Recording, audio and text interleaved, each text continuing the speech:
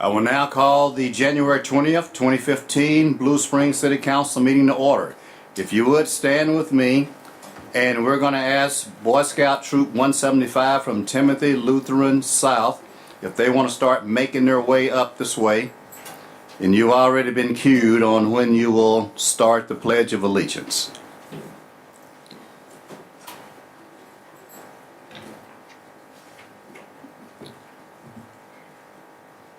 So is that how you're going to stand? Okay. Let's observe a moment of silence.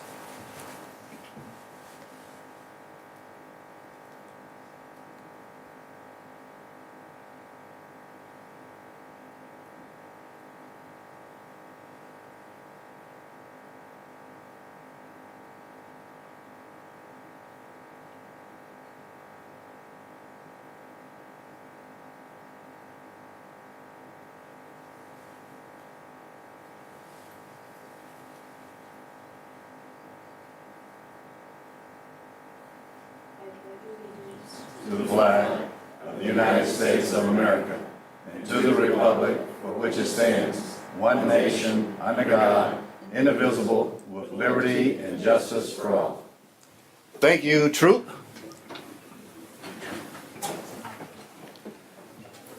Want to welcome you in attendance as well as those that might listen to the audio at some later time.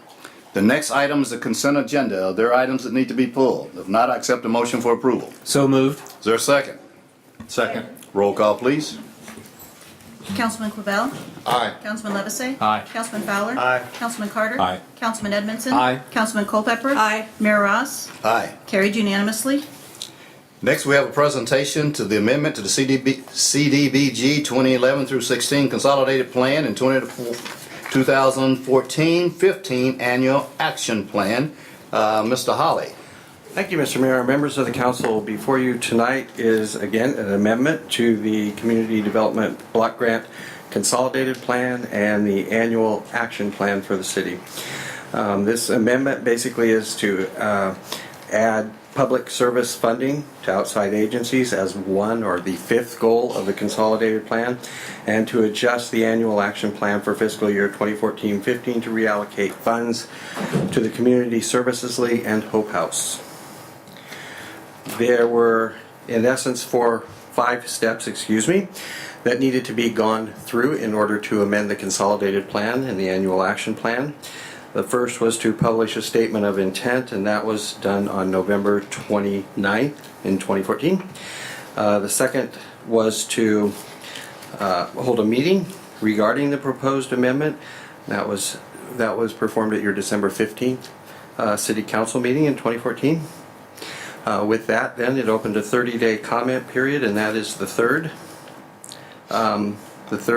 action item that needed to occur. And today, where we are at is for the draft plan amendment and the summary with the comments to the city's governing body for acceptance, and that is where we are tonight. There will be one more step after that, and that will be to send the amended consolidated plan to HUD. HUD then has a up to 60-day review period in order to approve that amendment, and then once that's approved by HUD, the funds can be distributed. With that, I will answer any questions. Are there any questions, Mr. Holly, from council? Seeing none, thank you. Thank you. I would accept a motion to adopt the resolution. So moved. Is there a second? Second. Discussion? All in favor, aye? Aye. Opposed, same sign. Motion carries. That brings us to a presentation from the chairman of the Public Safety Citizens Advisory Board, Tom Eckert. I don't see any of your supporting cast with you tonight, so they left you alone to do it. Lovely assistant here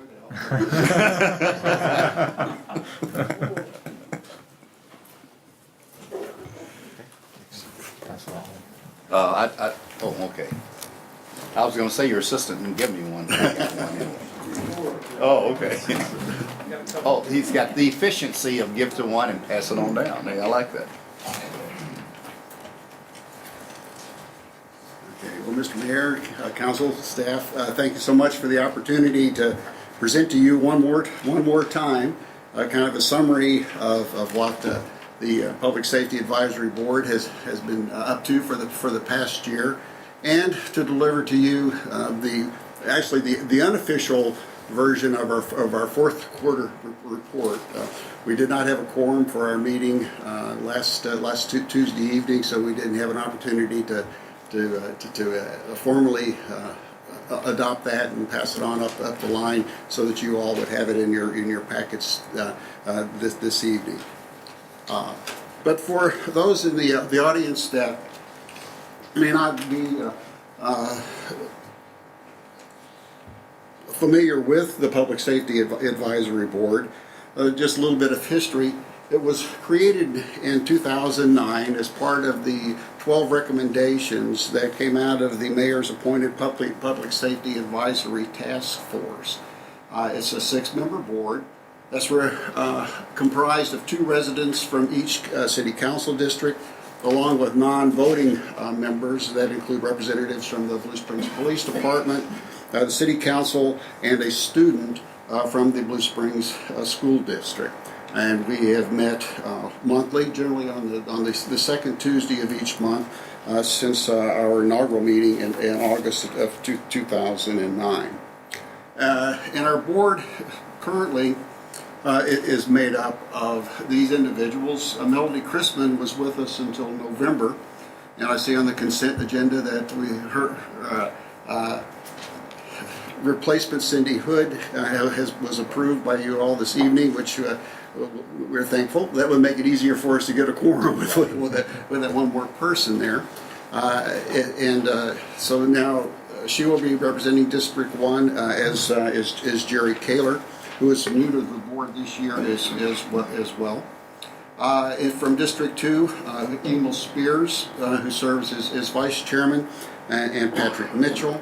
And from District 3, Grant Bowerman, who you all are familiar with as a former councilman himself, and myself. From the Police Department, Chief Wayne McCoy is our designated liaison, but we are generally blessed by having the presence of at least the major and generally at least another officer or two. Now Captain Stacy Edwards is a regular at our meeting, and we appreciate having those folks present and the input and perspective that they bring to our discussions. Our city council liaison is Kent Edmondson, and we appreciate him and his background here and experience has really been very, very helpful to us. And our student representative for this year, we alternate between the high schools and have a senior serve with us during the school term. So we started out the year with Meg Kistner from Blue Springs High School as the student representative, and currently are finishing up the tail end of last year. And the beginning with this year's school term, Christopher Young from South is serving on the board with us, and he's been delightful to have as part of the group, the meetings that he has been able to participate in. So from there, let's talk a little bit about the authority and the responsibility that we have been given, and some of the things that we have done in each one of those areas. And the first one is to review and propose changes in parking and traffic ordinances. And we spent a lot of time, as you can see, on that this year. And in looking at the agenda today, it looks like you got an awful lot of traffic and parking issues to deal with as well. But one of the first things that we were involved in was just a review and ultimately endorsing the ordinance that would bring the city in line with the state statute regarding prohibiting texting while operating a motor vehicle if you're 21 years or younger. We had several, I want to call them complaints, or at least comments from folks in District 3, and this came to us through Councilman Fowler and Susan Culpepper about the congestion on Christensen Drive. And for you all that don't know that is Christensen Drive dead ends into one of our elementary schools, and there is no other way. There is no egress from that area. It's one way in, one way out. And during the mornings and in the evenings when the parents and school buses are dropping off and picking up kids, it really is kind of hard to get in and out of that area. I was helped with a presentation over there at the school last spring where we took some of the emergency equipment from the police department and along with some folks from some of the other agencies, and getting fire trucks and ambulances and SWAT equipment and patrol cars in there at 8 o'clock in the morning while they were trying to do that was a challenge. But when we in the course of our discussion, there really wasn't anything that our board could do, nor really our police department, since it really was an issue that really kind of fell back in the lap of the school. And they did step up, and they sent letters to all the families asking them to encourage them to have their kids ride the bus to begin with, as opposed to having a non-ending line of cars dropping off and picking up kids, or to carpool to try to reduce the amount of traffic. And then the school did commit to using one of the Department of Public Safety officers as opposed to one of our police officers to direct traffic in the mornings and the evenings there at the intersection of Christensen and Lake Village Drive. And we got very positive feedback through Susan Culpepper from the resident who originally brought the matter to our attention, saying that with those steps that the situation really was much improved. And so we were happy the way that fell out. About the same time, we got another referral from the council from a gentleman regarding parking in his neighborhood, and the closeness or proximity of driveways was making it difficult in a lot of instances for him and his neighbors to get in and out of their driveways. Oh, excuse me. And we spent actually quite a bit of time looking at that, and sent one of the board members out with his pickup truck to see whether or not he could park legally and not obstruct other people's these people's driveways, and found out we couldn't. That there just wasn't enough room. But we ultimately ended up recommending a change in the ordinance. Prohibiting people from parking any closer than 4 feet from the end of a driveway, and hopefully that will help in alleviating that problem. And we passed that recommendation up to you all, and you did ultimately approve an amended ordinance changing those parking restrictions in residential areas. One that we got kind of involved in and are still working on, that we got into the latter part of the year, was parking of recreational vehicles in residential neighborhoods. And in the course of our conversations in our meetings, I was actually surprised at the number of people that have encountered this same problem, where they have friends or relatives that come in from out of town, and as opposed to going to the campground with their some of these things look like Greyhound buses, and the one that really brought this matter to our attention was one that was, I mean, it was huge, but that there turned out in our discussions, we found out that there were several instances that where members of the board related, where there were people that were literally living on the street in RVs for extended periods of times, and that does create some issues as far as public safety is concerned. But we looked, anytime we take on any of these things, we really look around to see what other communities around us are doing, and kind of take their lead to see if what we're even contemplating is reasonable. And again, instead of reinventing the wheel, using those as kind of a foundation for any kind of recommendation that we might make. We did ultimately agree that it would be appropriate for us to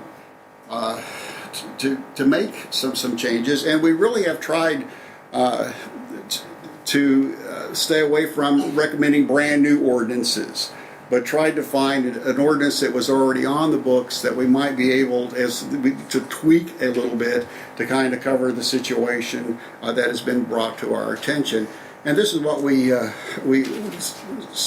was suggested that we try to do in this matter as well. And I met with Nancy Yendez it was the first time I got to meet her and ask her if she might help us out in this area. Which she was very kindly agreed to do.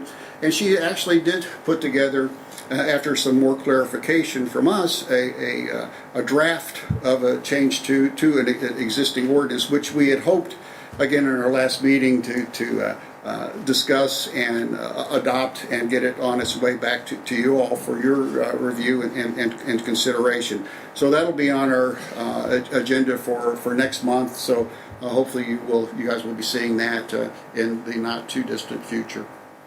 Next, our responsibility we've got is to review and propose any changes in animal control ordinances. And in years past, it seems like we've had lots of stuff to do with animal control, which is one of Chief McCoy's favorite things to deal with. But this year they were not quite as numerous. But we do have a lot of people we find in town that are concerned about the dog next door, and the instances that we've had in the past couple of years have primarily dealt with that animal, but we've never found any instances where he's been a nuisance to anyone, or the animal was being mistreated or not being treated humanely. And this request here was another one asking us to adopt an anti-tethering ordinance, which would restrict the amount of time that folks get to have their animals chained or tethered. Again, we didn't really see that we wanted to go there, and in that case, we elected not to take any action on that particular request. Another one of our responsibilities by ordinance is to conduct an annual public safety community forum, which we did again this year, and it was on November the 11th, right here in this room.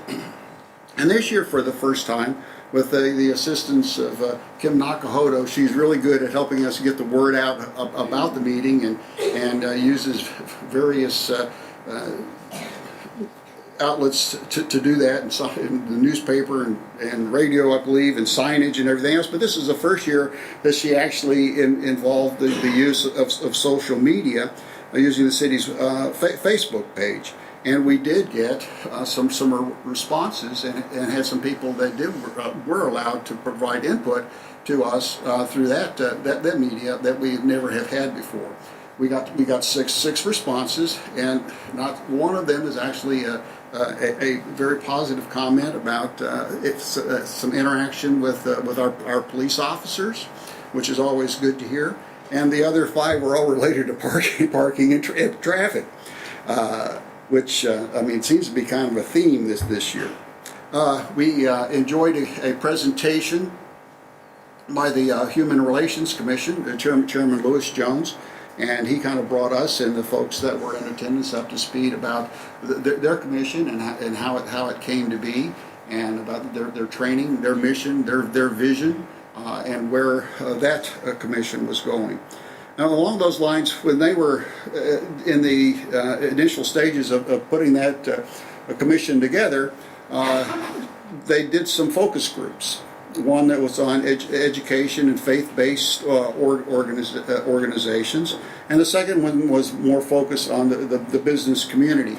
And in one of our meetings, Chief, who is the liaison to that commission as well, asked if we would be interested in participating in those focus groups.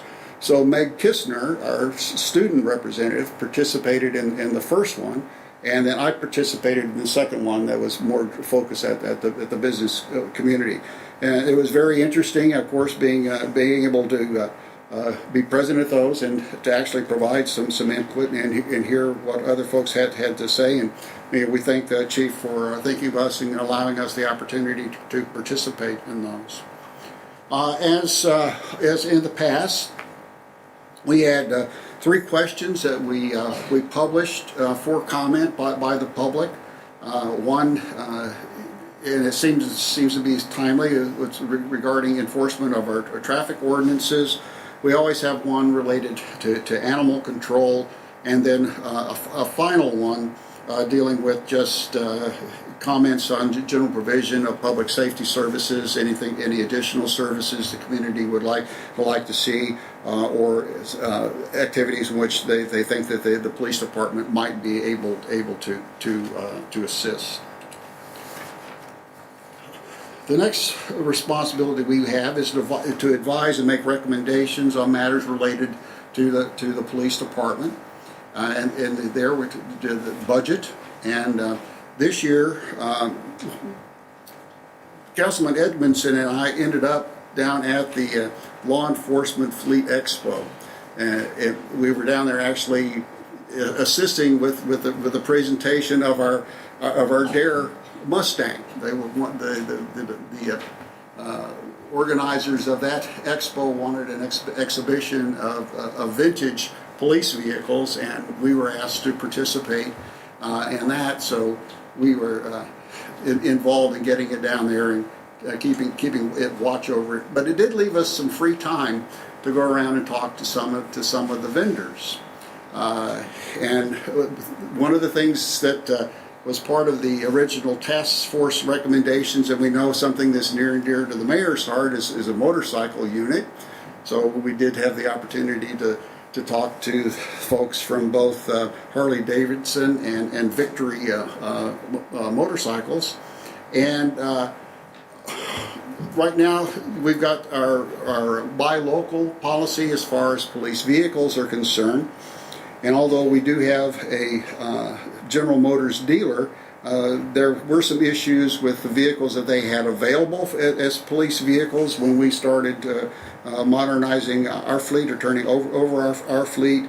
Plus the local dealership didn't really seem to have a lot of interest in participating. But we did, Councilman Edmondson and I did talk to the folks at General Motors, and they gave us some thoughts on how we might be able to still utilize General Motors products with really not the direct involvement of the local dealership, and found out that's the way that most local dealerships weren't really that crazy about doing police vehicles, because their margins on them are very small, and one small mistake in the ordering could end up costing them a lot of money. And so that, Moly is not unlike many dealerships, and they don't want to deal. But we found ways around that, and we presented those to Chief at one of our boards for him to and his staff to explore. We have been continually reviewing the recommendations of that original Public Safety Advisory Task Force, and we're proud to report that 10 of the 12 recommendations have been implemented. The last 2, and we still review them and focus on them, are the motorcycle unit.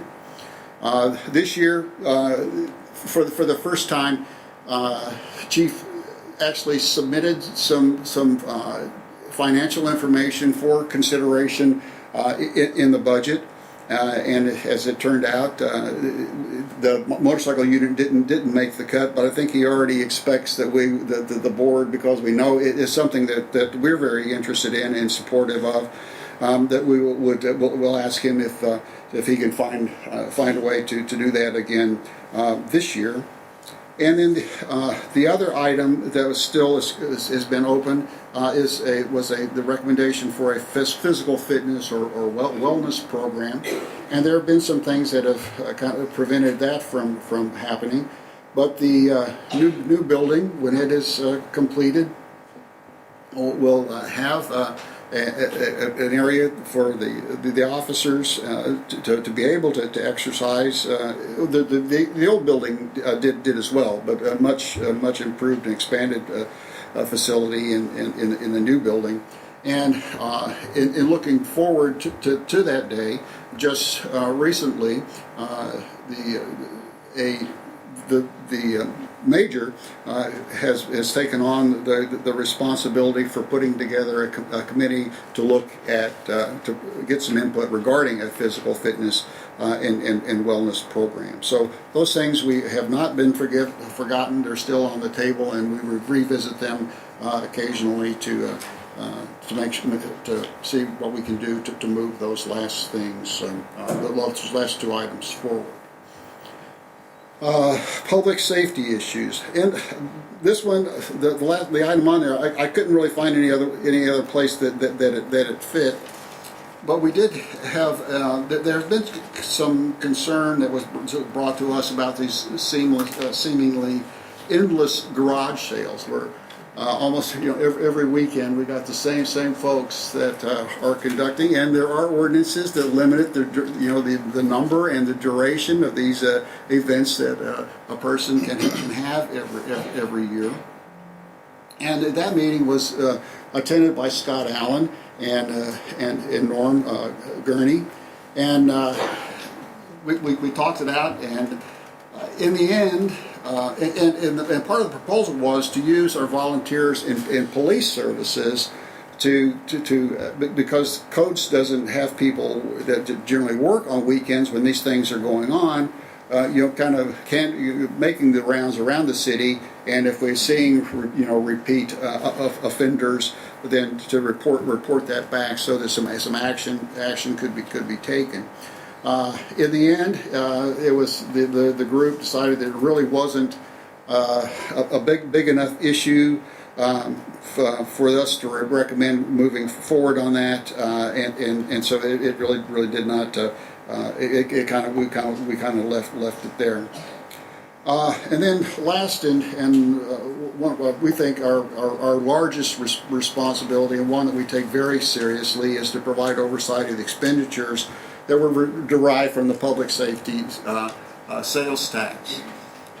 We have a monthly review of how the money has been coming in and going out, and a year-to-date summary, along with providing quarterly reports. Christine Case provides us all the financial information and has been kind enough to come to a couple of our meetings this past year to update us on the financial status of the project, and to review with us some changes in policy that have been made regarding the spending of those funds. And we appreciate Christine taking her time and providing us with the information every month. That being said, quarterly reports. The next thing I would kind of do is kind of run you through. Like I say, this is unofficial, but we'll just kind of run through what our quarterly report will be when you ultimately see us. If you'll remember, in our attempt to get the community to support the public safety sales tax, we presented it really as kind of with a three-pronged approach: the radio system, additional personnel, and facilities, with very specific goals that we established in each one of those areas. Well, the first one, the radio system, of course, it's up and operational, and if any of you have had an opportunity to hear it, it's a huge improvement over the old system, but it was implemented on time. It's providing the coverage and the interoperability that we all desired. Additional personnel. Our number one goal was to reduce response times for emergency calls by 33% and non-emergency calls by 50%. Once all the officers were hired and trained and on the street. Those are some pretty big numbers and goals and it's probably going to take a while to get there, but progress is being made, and as you can Yeah, as you can see from this chart, in 2012, our priority one calls were 6 minutes and 15 seconds. In 2014, that response time had dropped down to 5 minutes and 47 seconds. And as you can see, the numbers of calls have not varied from year to year, but there has been a significant drop in the response times. The priority calls, I mean, are the same. We have the same thing happening there in 2012. A 12 minute and 30 second response time was the norm on almost 17,000 calls. In 2014, 10 minutes and 46 seconds for actually a higher number of calls. And then priority 3 calls in 2012, 23 minutes and 47 seconds for over almost 13,000 calls. That down by almost 5 minutes, 19 minutes and 57 seconds for 12,092 calls. So progress is being made, and it's something that we will continue to monitor. And I know that our folks at the police department will continue to strive to improve. And I know that they've looked at doing different shifts and different area coverage to improve response time and visibility and those types of things, and that they will continue to do so. Our second goal in that area was to improve neighborhood uncommitted patrol time by 12.3%. And with the addition of the officers that were part of the public safety sales tax, we've been able to increase officer availability in those areas by 12.7%. So we are making progress in that area as well. The third goal was related to animal control and increasing the personnel available for that by 25% with the addition, and we now have 4 animal control officers. We actually have increased coverage by 33%. Our fourth goal was in that area was to reduce the time that officers were spent booking or processing prisoners. And this one, I mean, the numbers here are really kind of almost unbelievable in some respect. In 2014, the officers conducted 0.29% of all the bookings in 2014. That was only 10 bookings out of almost 3,400 bookings. In 2013, they did 2.7% of all the bookings. And in 2012, I mean, this is where we basically started. 29.7% of all the bookings were done by police officers, and now are being done by DSOs, allowing our officers to be back out on the street doing the other things that we all want them to do.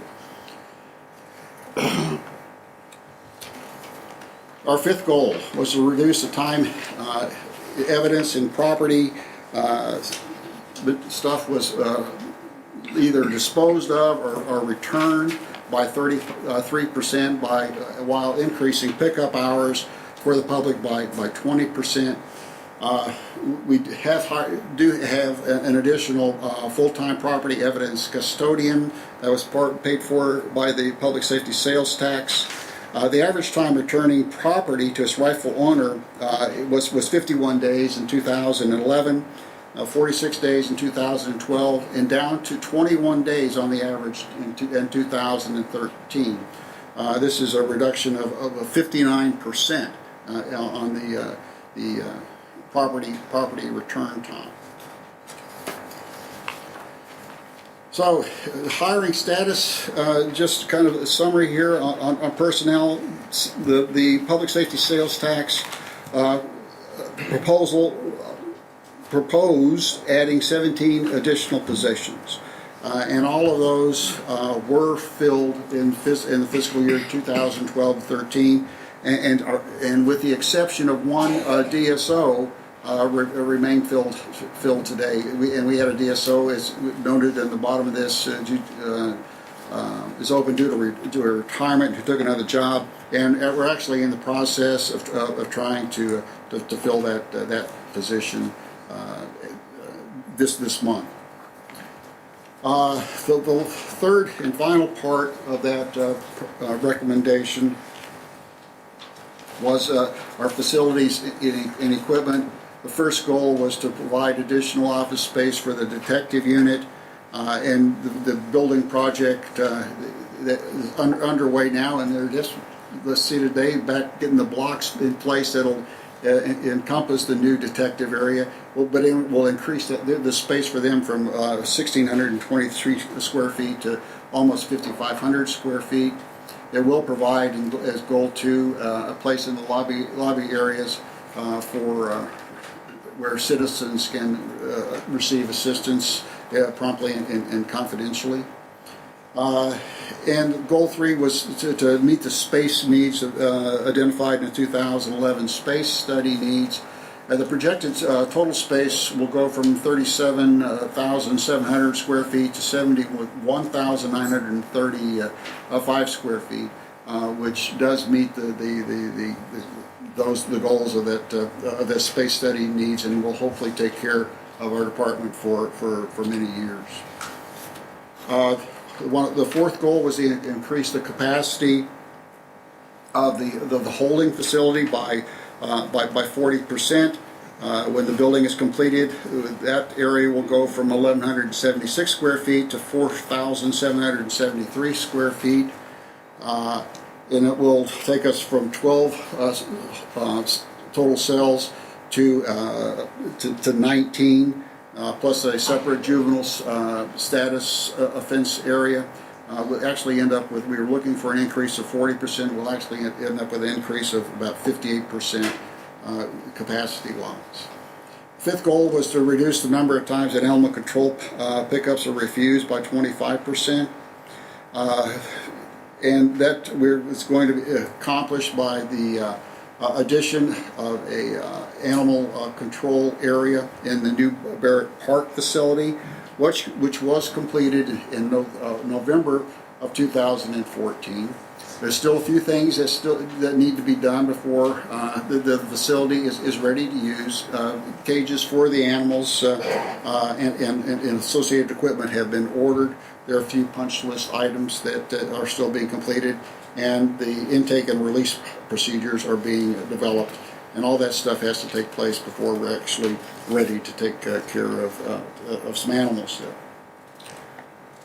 And then the last thing I'll share with you are the financials, and this is the last thing that we look at every month. As you can see, this shows you that for the fiscal year 2015, our adopted budget was roughly $3.2 million. And as of today, we have revenues of $250,000 over the projected budget, or about actually we're at 41.8% over budget so far in this fiscal year. So we met the goal last in the previous fiscal year with over $3.3 million being collected, and are well on the way to meeting the goals that are established for the financial portion of the project for this year. And just looking ahead to 2015 real quickly, remind everybody that our meetings are the second Tuesday of each month. They are public meetings. Everyone, the public is welcome to attend. Our agenda is posted on the city's website at least 24 hours before each meeting, and which, like again, is the second Tuesday of each month, at 6 o'clock in the East Conference Room over at City Hall. And we do welcome visitors, and actually occasionally have some. We will have, of course, our annual public community forum again this year, and that looks like that will be on November 10th at 2015, 6 o'clock. The location to be determined. Wouldn't it be nice if that was actually over in the community room in the new building? Right? So we keep our fingers crossed. And with that, I'll entertain any questions that you might. Are there any questions from the council to Chairman Eckert? Seeing none, thank you so much for the presentation, and Certainly you guys are committed and you do a good job in working with the police department on those. And what that does is it enhances public trust in what we're doing as a city and administration. Thank you, sir. All right. Next, we have an introduction to Arena Bill 4355. I introduce it, Your Honor. All right. First reading of Bill Number 4355, an ordinance amending Section 355.010 of the Code of Ordinances of the City of Blue Springs, Missouri by adding 2 new paragraphs to Schedule 3, Table 3A, prohibiting parking at certain locations within the Hidden Ridge subdivision.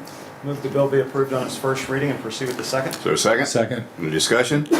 All in favor, aye? Aye. Opposed, same sign?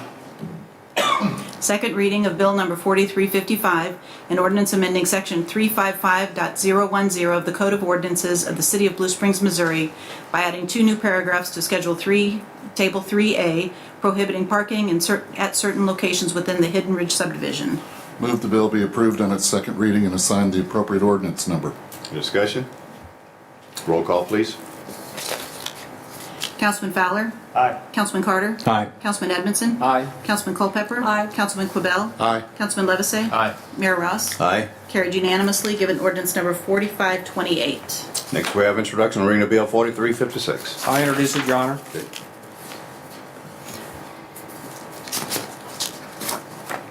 First reading of Bill Number 4356, an ordinance amending Section 355.010 of the Code of Ordinances of the City of Blue Springs, Missouri by adding a new paragraph to Schedule 3, Table 3A, prohibiting parking at Northwest Arbor Drive, south and east side from Northwest First Street to Northwest Pecan within the Brittany Hill subdivision. Move the bill be approved on its first reading and proceed with the second. Is there a second? Second. Discussion? All in favor, aye? Aye. Opposed, same sign? Second reading of Bill Number 4356, an ordinance amending Section 355.010 of the Code of Ordinances of the City of Blue Springs, Missouri by adding a new paragraph to Schedule 3, Table 3A, prohibiting parking at Northwest Arbor Drive, south and east side from Northwest First Street to Northwest Pecan within the Brittany Hill subdivision. Move the bill be approved on its second reading and assign the appropriate ordinance number. Second? Second. Discussion? Roll call? Councilman Carter? Aye. Councilman Edmondson? Aye. Councilman Culpepper? Aye. Councilman Quibell? Aye. Councilman Levesey? Aye. Councilman Fowler? Aye. Mayor Ross? Aye. Carried unanimously, given ordinance number 4529. Next, we have introduction to Arena Bill 4357. I introduce it, Your Honor. Okay. Bill number 4357, an ordinance amending Section 355.010 of the Code of Ordinances of the City of Blue Springs, Missouri by adding 6 new paragraphs prohibiting parking at certain locations within the villas at Chapman Farms and the gardens at Chapman Farm subdivisions. Move the bill be approved on its first reading and proceed with the second. Is there a second? Second. Discussion? All in favor, aye? Aye. Opposed, same sign? Second reading of Bill number 4357, an ordinance amending Section 355.010 of the Code of Ordinances of the City of Blue Springs, Missouri by adding 6 new paragraphs prohibiting parking at certain locations within the villas at Chapman Farms and the gardens at Chapman Farm subdivision. Move the bill be approved on its second reading and assign the appropriate ordinance number. Second? Second. Discussion? Roll call, please. Councilman Edmondson? Aye. Councilman Culpepper? Aye. Councilman Quibell? Aye. Councilman Levesey? Aye. Councilman Fowler? Aye. Councilman Carter? Aye. Mayor Ross? Aye. Carried unanimously, given ordinance number 4530. Next, we have introduction to Arena Bill 4358. I introduce it, Your Honor. First reading of Bill number 4358, an ordinance approving final plat for Parkway Estates, PRO 21st plat, lots 28 through 63, Tract S. Move the bill be approved on its first reading and proceed with the second. Is there a second? Second. Discussion? All in favor, aye? Aye. Opposed, same sign? Second reading of Bill number 4358, an ordinance approving final plat for Parkway Estates, PRO 21st plat, lots 28 through 63, Tract S. Move the bill be approved on its second reading and assign the appropriate ordinance Is there number. a second? Second. Discussion? Roll call, please. Councilman Culpepper. Aye. Councilman Quibell. Aye. Councilman Levesey. Aye. Councilman Fowler. Aye. Councilman Carter. Aye. Councilman Edmondson. Aye. Mayor Ross. Carried unanimously, given ordinance number 4531. That brings us to mayoral announcements. First and foremost, we want to express our sympathy to Councilman Culpepper with the loss of their daughter in Texas. So, Godspeed and blessings as you deal with this loss in your life. Thank you. Okay. Secondly, I'm going to give a couple of quotes and then make some comments. And I'm certainly no one surprised a couple of quotes I'm going to have tonight is from Martin Luther King Jr. And I quote, "Life's most persistent and urgent question is, what are you doing for others?" End quote. The next one is, and I quote, "The quality, not the longevity of one's life is what is important." End quote. The last week or so, I've been privileged to, first on January 10th, is to go see the movie Selma. I don't know how many of you have seen that yet, but I would encourage you to go see Selma. Eloise and I and our daughter from Atlanta and her husband were here, so we went to the Blue Springs 8 Theater to see it. Staying local. And it was good. Then on the 15th, I had the privilege of going to an engineering firm that had invited me to come and witness and meet the children of Selma. And present that I had an opportunity to meet and listen to was kind of a panel discussion, was the daughter of Ralph Abernathy, who was Martin Luther King's best friend. And nothing happened in any of his speeches or anything he did without the blessing of Ralph Abernathy. His youngest daughter, Dansa Lee, was there, and she lives in Hollywood now. And she reflected and had photographs of her as a little girl and with Martin Luther King and Ralph Abernathy and John Lewis, who was a congressman in Washington, D.C. from Georgia, and the march over the bridge in Selma and the voting rights and Bo Connor and all that, a lot of pictures. And her perspective of the fear, especially when the girls were, and you'll see this if you go to the movie, where they had bombed the church and some young girls were killed. But she actually lived through a lot of that. But the other interesting part of it, when we talk about the children of Selma, was the daughter of Governor George Wallace, Peggy Wallace Kennedy. And I understand that Ted Kennedy called George Wallace and told him they finally got it right. His daughter married a Kennedy, although there was no relationship between the Kennedys. And her husband was, he was there too, and he's a retired Supreme Court justice from the state of Alabama. But to be able to listen to her and her perspective as a child growing up with all the things that were going on that she had no control over, she had nothing to do with it. And she said it wasn't until after he had been shot and he had a change in heart on some of the things that happened under his watch. And although he was not putting the hoses on people, he was not sicking the dogs on people, he allowed it to happen. And I could get into all the different things, but it was just nice being able to listen and to actually meet them at that venue. So anyway, that was on the 15th, and most of you probably know is in Blue Springs we have a Martin Luther King All-City Celebration that's held at the First Christian Church on 15th and Artie Mize with Pastor Cliff Caton every year. And this was my 7th year doing that. And we had Carrie Casey, who spoke at the Mayor's Prayer Breakfast, was a speaker this year. So we enjoy doing that every year.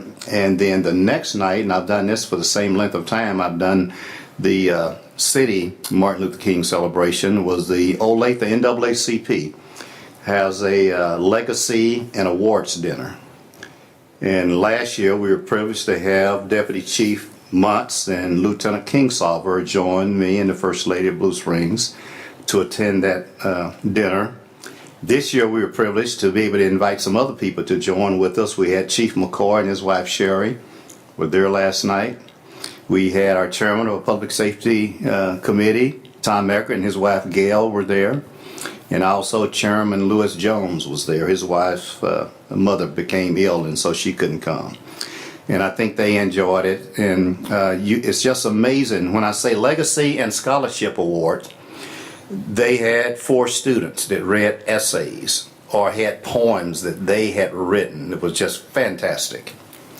And one of the former and a colleague of mine on the Kansas side Mayor Peggy Dunn from Leewood received the Legacy Award. So it was a great evening.